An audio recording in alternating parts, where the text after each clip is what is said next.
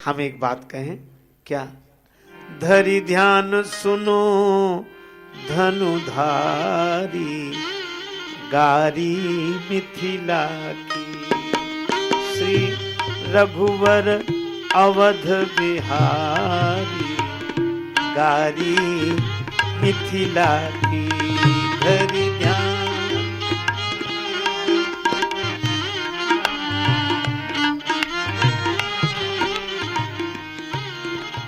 अच्छा चलो मिथिला की गाली सुन ही ले।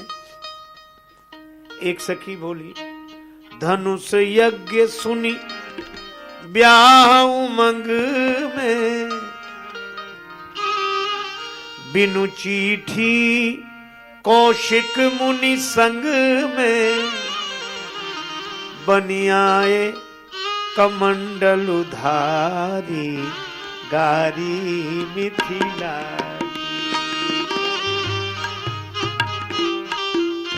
सखियों ने कहा बिना बुलाए आयो? अयोध्या में तो बड़ी मुश्किल से मिले, लेकिन जनकपुर में बड़े जतन के बाद पुत्र बन नृप दशरथ गृह आए, किंतु जनकपुर समाचार सुन आ गए बिना बुलाए। लक्ष्मण जी बोले ऐसा नहीं हो सकता। सखियां बोली होना तो नहीं चाहिए था, पर हुआ ऐसा ही है। पास में बैठे राम जी, पूछ लो चिट्ठी गई थी? अब ये तो राम जी भी जानते कि चिट्ठी नहीं गई थी, लक्ष्मण जी भी जानते कि नहीं गई थी चिट्ठी। क्यों नहीं गई थी? क्यों किसी के पास नहीं गई थी। दीप दीप के भूपति नाना आए सुनी, हम जो प्रण ठाना, सुनकर आए थे, इसलिए कहीं नहीं गई थी। पर सखियां बोली चिट्ठी गई थी। लक्ष्मण जी भी जानते कि नहीं गई थी, पर राम जी से धीरे से बोले कह दो गई थी, कह दो। राम जी बोले हम झूठ बोले? लक्ष्मण जी ने कहा आपके मारे भी बड़ी मुसीबत है। अब शादी विवाह में हंसी मजाक में भी झूठ नहीं बोल सकते। राम जी ने कहा अगर हम झूठ बोलेंगे तो हमारी बात चली जाएगी। रामो दुविर न भासते, झूठ बोलेंगे तो हमारी बात चली जाएगी। लक्ष्मण जी बोले नहीं बोलोगे तो हमारी बात चली जाएगी। भगवान ने कहा अच्छा चलो लक्ष्मण तुम्हारे लिए हम झूठ भी बोलें, लेकिन एक बात है। क्या? हम कह दें कि चिट्ठी गई थी और सखियां पूछे कि कहां है चिट्ठी, तो बताएं क्या? फिर दूसरा झूठ बोलो कि वो छूट गई, संग नहीं है यहां। तब तक सखियों ने कहा आप लोग आपस में क्या बात कर रहे हैं, सही सही बताओ चिट्ठी गई थी? राम जी बोले नहीं गई थी चिट्ठी। लक्ष्मण जी बोले धन्य हो, नहीं गई थी चिट्ठी। फिर काहे को आ गए? अपनी भी हंसी कराई, सबकी हंसी कराई, नहीं गई थी। लेकिन राम जी तो वचन रचना परम प्रवीण है। लक्ष्मण जी ने कहा क्या कह रहे हैं प्रभु? तो राम जी सखियों की ओर देखकर कहते नहीं गई थी चिट्ठी, और लक्ष्मण जी की ओर देखकर बोले नहीं गई थी चिट्ठी। अब सखियां बोली गई थी कि नहीं गई थी? राम जी बोले सही है, बात है कि गई भी थी और नहीं भी गई थी। चिट्ठी गई थी गुरुजी के पास, नहीं गई थी हमारे पास। हम तो गुरुजी के साथ समाचार सुनकर आ गए। लक्ष्मण जी बोले हमारे राम जी ने रास्ते में ऐसा चमत्कार किया, चरण धूलि से अहिल्या का उद्धार हुआ, शिला नारी बन गई। सखियां बोली अरे ये चर्चा मत करना, ये चमत्कार की चर्चा मत करना। क्यों? शक होगा लोगों को। क्या शक होगा? अब मिथिला का विनोद है। मग मह मुनितीय मध्य शिला के, प्रगट करी पग धूरी छुला के। सुना है चरण धूरी से शिला का उद्धार हुआ, शिला नारी बन गई। हाँ, किसी से कहना नहीं, क्यों ना कहें, लोग यही सोचेंगे हो राजकुंवर या मदारी, गारी मिथिला की। हो राजकुंवर या मदारी, गारी मिथिला की। धरि ध्यान सुनो धनुधारी धारी मिथिला की।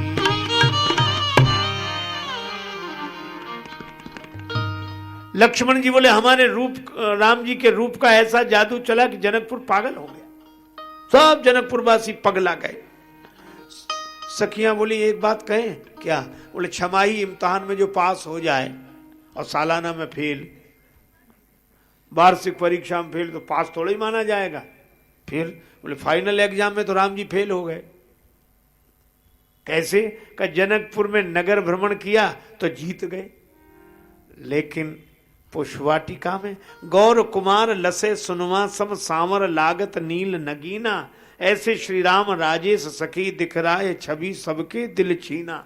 रूप को जादू चलाई चले अभिमान में आपन तान के सीना, किंतु लली मुख देखत लाल को आए गयो छन माहे पसीना।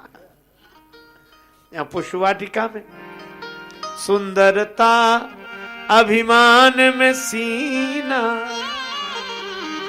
तानी चले पर आयो पसीना, निरखी जब जनक दुलारी दारी मिथिला की धरी, ध्यान सुनो धनुधारी धारी मिथिला की धरी ध्यान।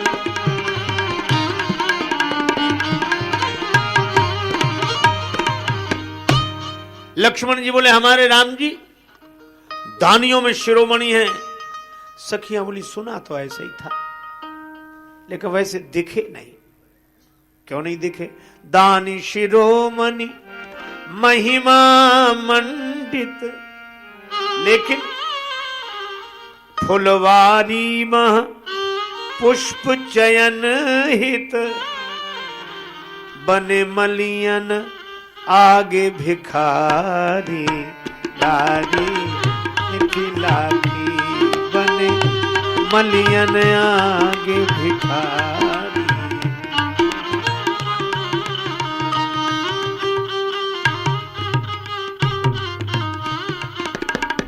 दान शिरोमणि और मालियों से मांग रहे आज्ञा होए तो फूल तोड़ ले। लक्ष्मण जी ने कहा ये तो राम जी की विनम्रता है, अतुलित बलशाली है राम जी, बड़े बलवान हैं। सखिया बोली ये भी सुनी हुई बातें, बलशाली नहीं। फिर एक सखी बोली बलशाली कहे जग जस गावे, लेकिन तूरत सुमन पसीना में, फूल तोड़ने में पसीना आ गया। अस विक्रम की बलिहारी दारी मिथिला की, अस विक्रम की बलिहारी।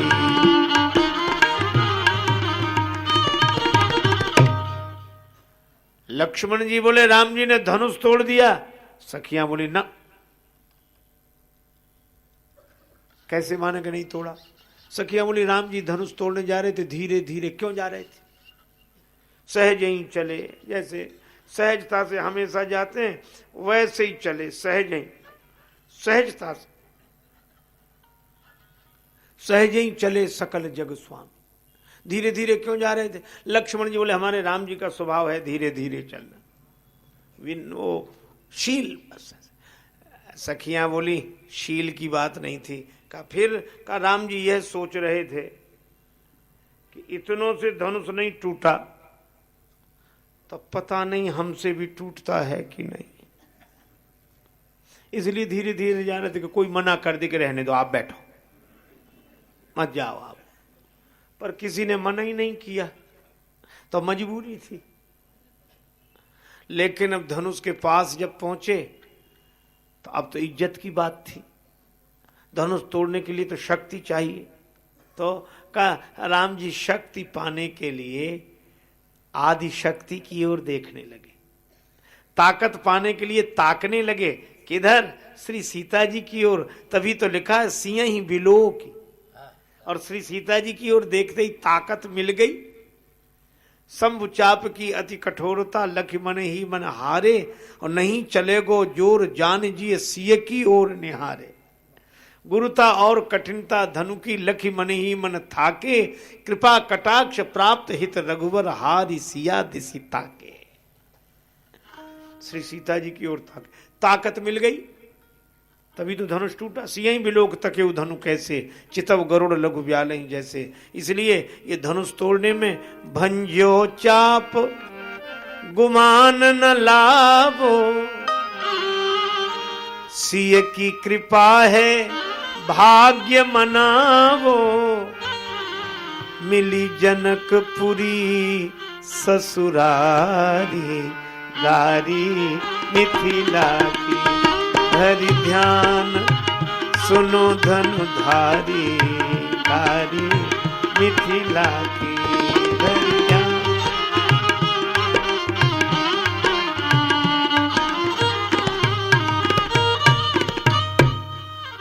एक और विनोद सुनो।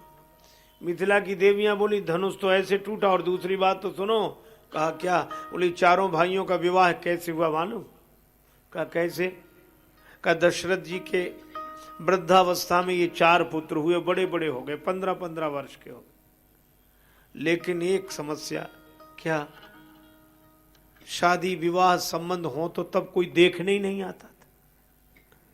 राजा साहब बड़े परेशान कि 4 हैं, कोई नहीं आता देखने। तो गुरु जी से कहा कि समस्या गंभीर है गुरुदेव। क्या? बोले हम सोचते इनका विवाह हो, कहीं कोई आता ही नहीं, देखने ही नहीं आता। गुरु जी ने कहा तो एक उपाय है। क्या? बोले कोई इन्हें देखने ना आए तो इन्हें वहां पहुंचाओ जहां देखने वाले हैं, ये दिखने के लिए जाएं। तो कैसे? बोले घुमाओ। तो कहा ऐसे कैसे घुमाए राजा के बेटे? गुरु जी बोले घूमने वालों के साथ लगाओ।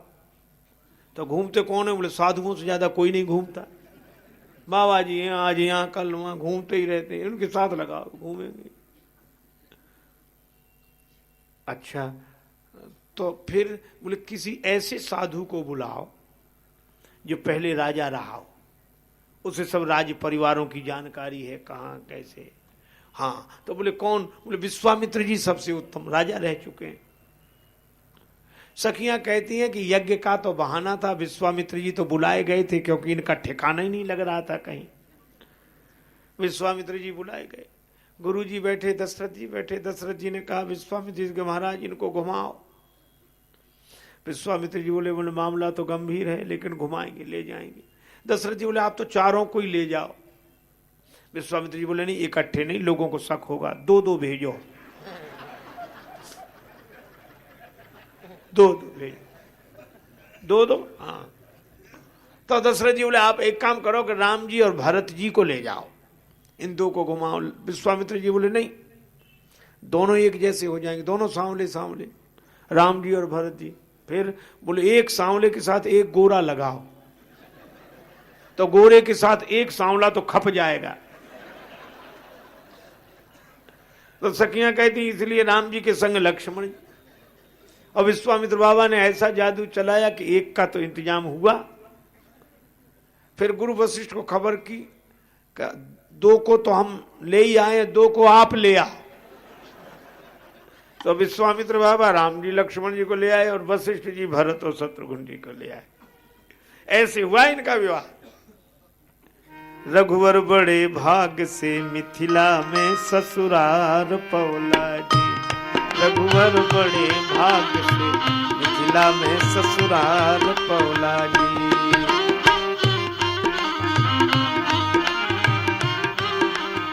और ये धनुष क्या ऐसे ही टूट गया?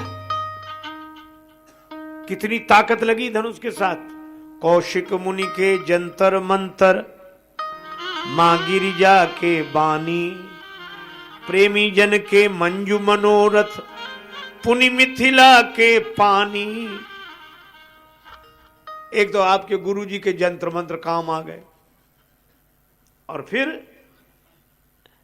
मां गिरिजा का आशीर्वाद काम आया, और प्रेमियों के मनोरथ। और सुनो, फिर मिथिला के पानी में भी तो कुछ ताकत है। लक्ष्मण जी बोले मिथिला में क्या ताकत है? तो बोले अयोध्या में तोड़ा इन्होंने कोई धनुष आज तक? वे तो मिथिला में आए, खाए पिए, तो मिथिला के पानी का असर है कि धनुष तोड़ दिया। और एक सखी बोली, एक एक मिथिला के वासी, सकल सुकृत के राशि, सकल पुण्य संकल्प कर दिए, सकल जनकपुरवासी। इन पुण्यात्माओं ने अपने पुण्य संकल्प कर दिए, तब तू धीरे से धरी धीर धनुष के पार पौला जी। रघुवर बड़े भाग्य से मिथिला में ससुराल।